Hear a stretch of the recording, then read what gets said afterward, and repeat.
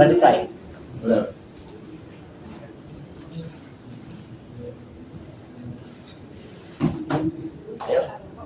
Iya, kita podcast ini. Iya. Kami dari Universitas Pamulang, program studi Administrasi Negara, Fakultas Ilmu Sosial dan Ilmu Politik. Sebelumnya izinkan kami untuk memperkenalkan diri dulu. Saya Amanda Rahayu dan rekan-rekan saya. Saya saat ini. Saya Muhammad Senang Ibrahim. Jadi kami di sini izin untuk wawancara Bapak sebagai memenuhi tugas mata kuliah Sistem Politik Indonesia. Sebelumnya terima kasih sudah meluangkan waktunya untuk berdiskusi secara langsung bersama kita hari ini. Dengan izinkan juga kami untuk mengajukan beberapa pertanyaan mengenai topik birokrasi dan politik di Kabupaten Pandeglang. Untuk menghemat waktu, pertanyaan yang pertama mengenai netralitas birokrasi. Bapak sebagai pimpinan ASN di Pandeglang, bagaimana sih Bapak memastikan bahwa birokrasi pemerintah di Kabupaten Pandeglang ini tetap netral dalam dinamika politik partai menjelang pilkada? Ya, tentu dimanapun berada bahwa birokrasi ini harus netral, tidak ada keberpihakan kepada partai A ataupun partai B. Bukan hanya sekelas kepala dinas, tapi sampai ke tingkat ASN, sampai ke tingkat bawah ya. Untuk memastikan semua itu, jadi kan partai politik, birokrat itu punya tugas pokok dan fungsi masing-masing. Sehingga birokrasi ini adalah bagaimana mengurus pemerintahan, melayani masyarakat, baik itu pelayanan kesehatan, pendidikan, dan lain sebagainya, termasuk pelayanan-pelayanan publik yang lain. Nah, kita menjelang pilkada nanti ke depan yang akan datang, itu Bupati akan mengeluarkan surat edaran untuk menjaga netralitas ASN tersebut supaya tidak berpihak kepada kandidat manapun atau tidak berpihak kepada partai politik manapun. Nah, memastikannya itu yang paling utama adalah surat edaran tersebut gitu, untuk ketidakberpihakan ASN atau untuk menjaga netralitas ASN. Ya. Tapi jika misal ada ASN yang ketahuan berpihak gitu pada partai politik tertentu, biasanya tindakan lanjutan seperti apa? Ya, tentu itu bagian daripada oknum ya. Ketika ada keterlibatan salah satu ASN kepada partai politik atau keberpihakan ASN kepada partai politik itu, ya tentu yang akan menindaklanjuti itu penyelenggara pemilu atau pengawas pemilu, dalam hal ini adalah Bawaslu dan Gakumdu. Nah, karena di pemerintah di partai di pemilu itu ada yang namanya Bawaslu, ada yang namanya Gakumdu dari pihak kepolisian dan pihak kejaksaan. Nah, kalau terbukti ada ASN yang tidak netral, maka akan diberikan sanksi, akan dipanggil oleh Bawaslu, termasuk oleh Gakumdu dan juga inspektorat. Kalau terbukti melakukan pelanggaran etika sebagai ASN, ya tentu akan diberikan teguran keras seperti itu. Untuk pertanyaan kedua, masalah utama di birokrasi Pandeglang, Bapak nih yang suka monitoring OPD di Pandeglang, ada nggak sih masalah birokrasi terbesar yang sering Bapak temuin seperti dalam pelayanan publik, di reformasi birokrasi ataupun di digitalisasi? Ya, tentu kalau problem itu di setiap dinas tentu punya problem masing-masing.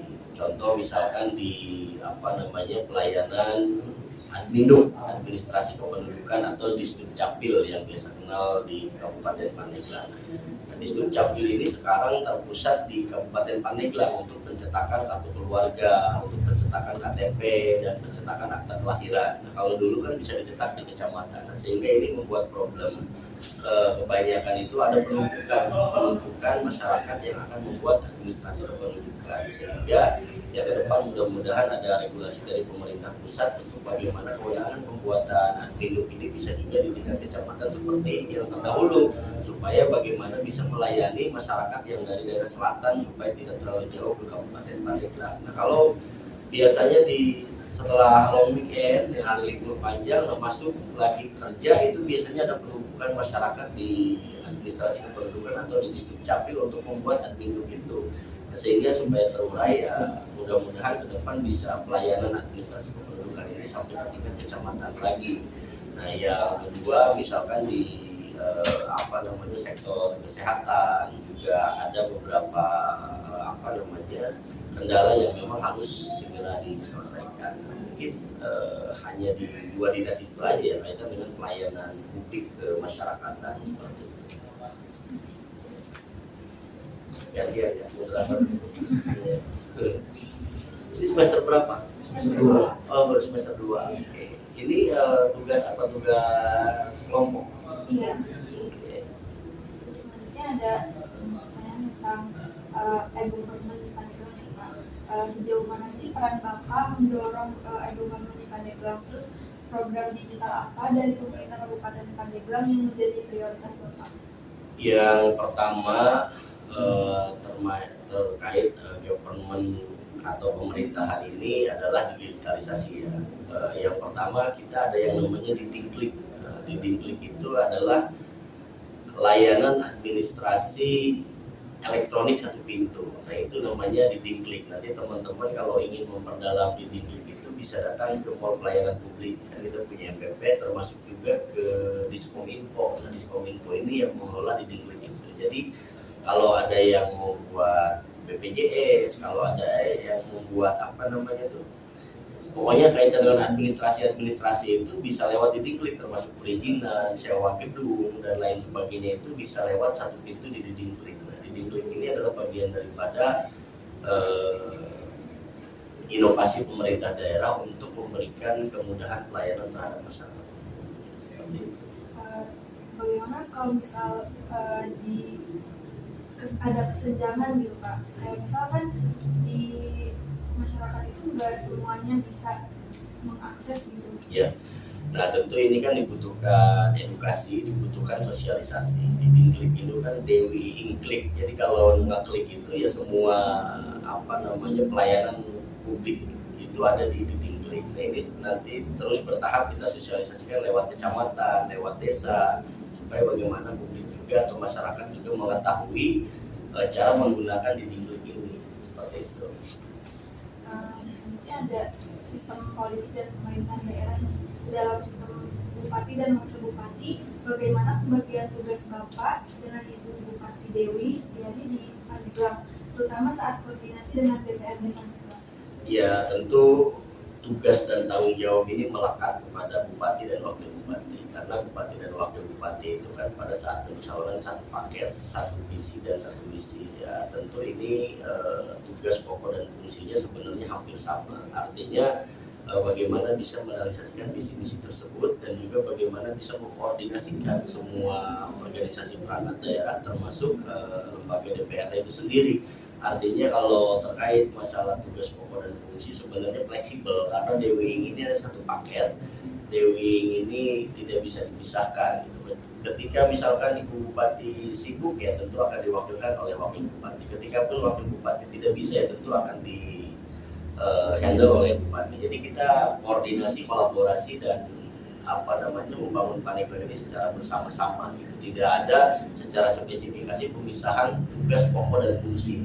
Pada prinsipnya kita berjalan bersama-sama dan tentu ketika itu tadi ada koordinasi baik dengan Forkopimda, baik dengan OPD termasuk dengan DPRD ya itu akan dilakukan koordinasi komunikasi secara bersama-sama dan secara berjenjang. Ya. Selanjutnya ada di transparansi dan akuntabilitas. Langkah konkret apa dari Kankat Pandeglang di bawah koordinasi Bapak untuk buka data APBD Pandeglang dan aduan masyarakat lewat SP Paten lapor. Tentu kalau APBD itu kan sifatnya umum sebenarnya siapapun boleh mengetahui karena APBD itu dibahas antara eksekutif dengan legislatif atau antara pemerintah daerah dengan DPRD Kabupaten Pandeglang. Itu mulai dari pembahasan komisi, pembahasan badan anggaran, R2, RPPAS menjadi KUA dan PPAS termasuk menjadi RAPBD nantinya. RAPBD ini akan menjadi APBD. Nah APBD ini yang disetujui pada saat rapat paripurna. Nah, di dalam rapat paripurna itu dibacakan laporan pertanggungjawaban APBD-nya dibacakan termasuk hasil APBD yang dibahas antara eksekutif dan legislatif pun itu dibacakan. Artinya terbuka informasi publik bukan hanya di Kabupaten Pandeglang. Saya rasa semua kabupaten kota pun saya rasa ketika ada mahasiswa dan masyarakat ingin mengetahui bagaimana struktur APBD ini kaitan dengan kebijakan anggaran, program dan lain sebagainya, itu bisa diakses seperti itu. Selanjutnya partisipasi masyarakat Pandeglang. Sebagai wakil kabupaten, gimana cara Bapak memastikan suara warga desa atau kecamatan Pandeglang benar masuk ke Musrenbang dan RPJMD Pandeglang, bukan cuma formalitas? Ya, jadi program daerah atau APBD ini kan sebenarnya lebih mengutamakan hasil harapan-harapan masyarakat. Nah, Musrenbang ini kan dimulai dari tingkat dusun, ya. Musyawarah dusun, termasuk musyawarah desa, termasuk musrenbang kecamatan dan musrenbang kabupaten. Ini menyerap aspirasi dari tingkat dusun atau kampung lah kalau kita itu, menjadi musrenbang musrenbang tingkat desa, musrenbang tingkat kecamatan dan musrenbang tingkat kabupaten. Seyogianya semua aspirasi masyarakat ini kan bisa ditampung lewat APBD. Tapi lagi-lagi karena keterbatasan anggaran, tentu pemerintah daerah akan memprioritaskan apa yang menjadi skala prioritas di tingkat masyarakat. Termasuk ada yang namanya pokok-pokok pikiran DPRD. Nah, pokok-pokok pikiran DPRD ini dihimpun, ditampung lewat reses DPRD. Ketika DPRD reses, itu juga bagian daripada menampung, menyerap aspirasi masyarakat. Sama halnya kalau eksekutif itu musrenbang. Jadi musrenbang ini lebih daripada menyerap aspirasi masyarakat gitu, yang nantinya akan ditentukan oleh musrenbang tingkat kabupaten untuk menentukan arah kebijakan pemerintah daerah setiap tahun yang akan datang gitu. Selanjutnya Pak, menurut evaluasi Bapak, reformasi sistem politik pemerintahan Bapak yang paling urgent di Pandeglang dan pelayanan keluarga itu lebih cepat dan efektif? Ya, itu saja kaitan dengan pelayanan kesehatan, puskesmas, rumah sakit, termasuk pelayanan admin, ya, administrasi kependudukan, karena itu bagian daripada basis pelayanan kepada masyarakat, termasuk salah satunya pendidikan, supaya bagaimana masyarakat bisa mudah mengakses pendidikan, masyarakat bisa mudah mengakses kesehatan, dan masyarakat bisa mudah mengakses admin, administrasi kependudukan. Nah, itu yang harus terus kita benahi bersama-sama. Dan untuk membenahi itu ya tentu kita harus berkolaborasi, mempunyai pemikiran yang sama untuk mencari solusi yang terbaik supaya harapan-harapan masyarakat itu bisa kita wujudkan bersama-sama. Lanjut ke pertanyaan terakhir Pak. Jadi gimana strategi Bapak memperkuat koordinasi Pemkab Pandeglang dengan 35 kecamatan dan 326 desa biar program dari atas sampai ke bawah itu tanpa miskomunikasi? Ya tentu pemerintah daerah Kabupaten Pandeglang itu minimal setiap hari Senin kan ada yang namanya apel. Apel itu upacara pagi dengan dihadiri oleh seluruh kepala dinas. Nah, itu juga bagian daripada rapat koordinasi supaya bagaimana visi misi bupati dan wakil bupati ini bisa dijalankan oleh para kepala dinas. Nah, termasuk itu kita juga ada yang namanya rakor tingkat kecamatan atau rapat koordinasi tingkat kecamatan dengan seluruh camat yang ada di Kabupaten Pandeglang yang terdiri dari 35 kecamatan.